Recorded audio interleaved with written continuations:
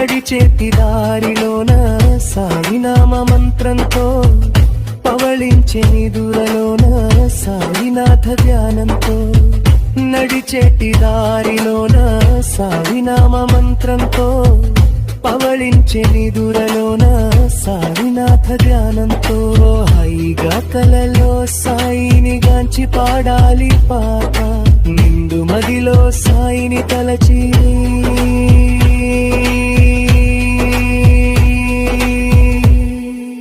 పాడాలి పాట.